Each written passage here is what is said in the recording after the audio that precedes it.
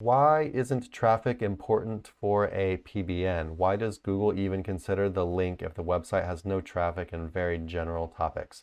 Now, so I'll go ahead and answer this first, and then I'll let Nick do it since he's our PBN expert. Um, but yeah, so essentially, we do like looking at traffic when we're gauging, how healthy a website is. But you have to understand that PBNs are not really normal websites, right? They're kind of like this, they're kind of like a very minimal effort type of not, I don't want to say hack, but it's a black hat tactic where you're basically just trying to repurpose all of this old link juice that a site had and not do too much extra work and then just push that link juice off to another target, right? And so, these sites are not, sometimes they are similar to the sites that they were before, sometimes they're not. And so, they just the same effort is not usually put into the content, establishing topical authority about a certain thing, etc. And so, this is, and I'm not going to say that traffic is not something you want to look at when you're looking at real websites. When you're looking at real websites, traffic's a nice, a little indicator. Of course, you always want to look into stuff more fully. But at the same time, is traffic, just because a site has no traffic, does that mean it's a bad link? You could say absolutely not. So let's take this example. Let's say there's a real website, not even a PBN, an actual real website, and let's say they have 100 referring domains. So they have 100 people linking to them, and they're actually good links. And now let's say this website, the actual content on the website, these guys know nothing about SEO. They have no idea what they're doing. They're not even really trying to rank for anything. They just write like random stuff every now and then maybe. But they still have all of this link juice flowing to their site. So, maybe Google hasn't rewarded them with ranking anything. Maybe their articles aren't well written or whatever as far as what Google wants, but the people are linking to their website or whatever. Maybe they like their service. Maybe they like their founder or something. Maybe they just trust the company and they sell one service, but whatever. And yeah, so you can still try to push this link juice off to somewhere else, and the site could technically have zero traffic. Or even in the cases of like very low traffic, let's say you find a guest post site that has it's like DR 50, but they only have 500 traffic.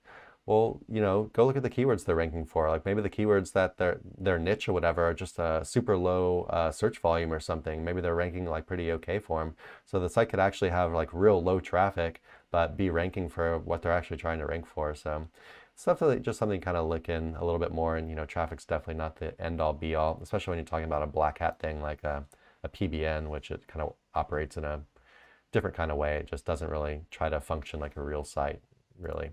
But we'll let Nick talk about this since he's our PBN guy. What's up, Nick?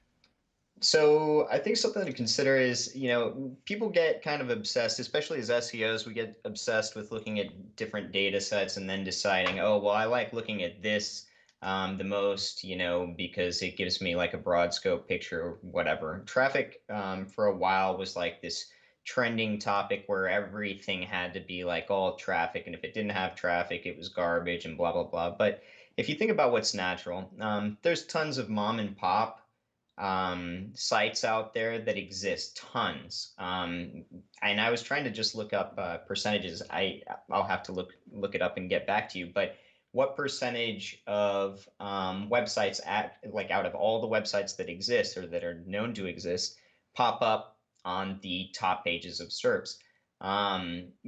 Majority of people don't even know what SEO is. That's the fact of the matter. And when people get websites, they're not necessarily SEO optimized, or when somebody starts a blog about, political campaigns they're following, it doesn't mean that they understand SEO and that their permalink structure and yada yada are dedicated to trying to rank in the SERPs. Now, that doesn't mean that if the website is indexed in Google, even though it's not ranking for anything, even though Google can't categorize it very well, it doesn't mean that there's not important information, going through that site. So, a lot of the stuff that you've got to look for are the variables outside of that. Would traffic be ideal? Absolutely.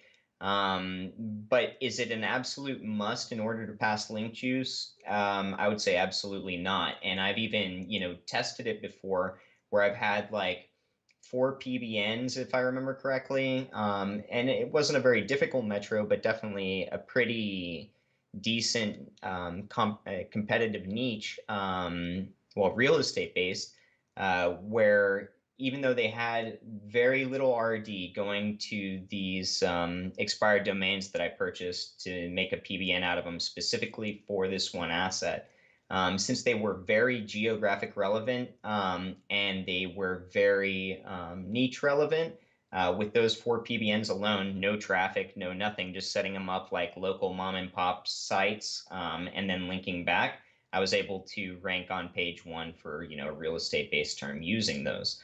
And those are PBNs with no traffic. Those were the only links pointed at that particular inner page. So, yeah, I think if you get into the notion that having no traffic means that the site is worthless, you're kind of ignoring variables that can be very, worthwhile to you in your campaign. Yeah.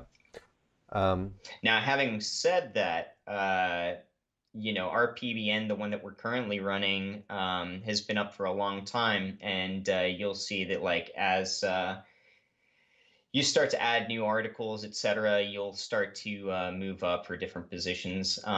This new PBN that we're rolling out here pretty soon, is going to be, yeah, pretty sweet in that aspect. I think y'all are going to really like what you see for, yeah, shameless plug. in general, I just wouldn't don't try to evaluate PBNs like you would a normal site. And I think it's a lot of mistakes people make. They're used to hearing everything they need to think about backlinks, and then they try to apply the same kind of stuff to a PBN. And I just look at them completely differently. You can't really evaluate them in the same way, I don't think. Or else, yeah, and if you try to apply the same concepts, you're essentially turning the PBN into one step up, which would just be a guest post farm. Hey everyone, thanks for watching. Be sure to check the links below for more info on this topic, as well as other cool stuff like SEO case studies, our Facebook community, and our link building services. And like always, please like, comment, and subscribe if you enjoyed the video. Thanks, and happy ranking.